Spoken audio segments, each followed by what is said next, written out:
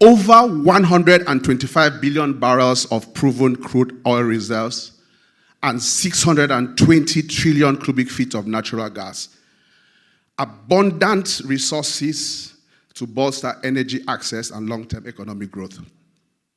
Yet, to achieve all of this, we require over $200 billion of financing every year.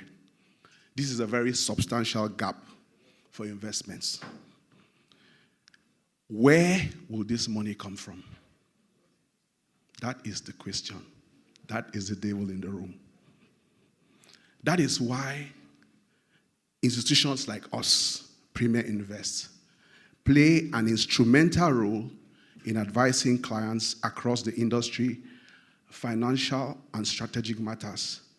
And this evening we'll attempt to unpack how we can put together strategies to help bridge this financing gap in Africa. Currently, Africa receives only about 5% of all global investments with access to funding. My colleague from Standard Bank said there were several sources of funding to Africa. But yet, due to global shifts in renewable energy and other macroeconomic influencers, there is a significant decline of capital going to Africa. We saw in the last 2 days, 2 African sovereigns have been downgraded, which means that their cost of borrowing only goes up.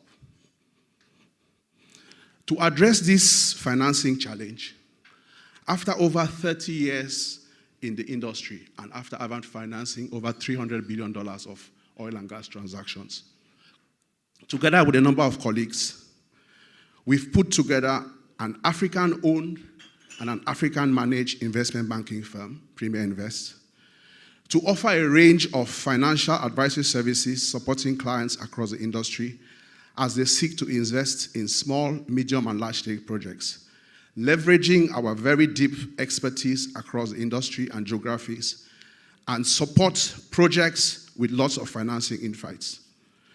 We bring strategic advice to mergers, acquisition, for all kinds of oil and gas transactions. We are the gateway for African players to unlock capital for their projects. We partner with public and private corporates, and we've closed more recently, some of you will know, a large transaction for a national oil company in Central Africa for over $1.2 billion last month. African governments are heavily dependent on oil and gas revenue to meet their socioeconomic obligations. 50% of oil product consumptions in Africa will be fulfilled by importation, as there's no new investments to upgrade either our refineries or to modernize our facilities. The continent lacks funds to finance its oil and gas projects.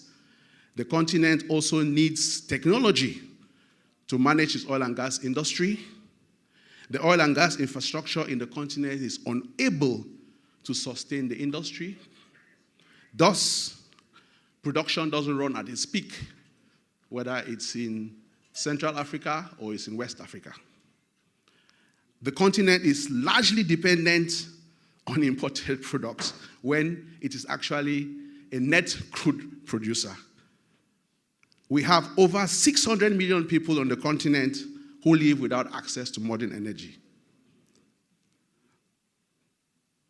Oil majors, however, are making strong commitments to reduce their emissions in line with the Paris Agreement. A lot of them have set up renewable energy desks. IOCs are beginning to invest in sustainable energy in Africa alongside traditional oil and gas investments. Most of the critical capital pools are pulling away from oil and gas. In spite of that fact, Africa is experiencing robust M&A activity across its oil and gas industry, owing largely to new discoveries that are being made in countries. We've spoken about Namibia, we've talked about Liberia, and other places like Angola. According to the Africa Energy Chamber's State of the Energy 2004 Outlook, which most of you have seen, in 2023, investments in Africa reached about $3.2 billion. While this figure falls short of the transaction weakness in previous years, upwards of 2024, we extend to see this trend growing as further commercial success has happened across Southern and West Africa. I'll mention just a few. Namibia. Beyond Namibia, we have Abu Dhabi, which has acquired Galp Energy's 10% interest in Mozambique. Total Energies and Qatar Energies acquisitions also in South Africa. The recent Asala divestment of Carlyle, with Gabon Oil now preempting, that will also need some investment. ADNOC announcing that it's going to acquire Galp's 10% in Mozambique.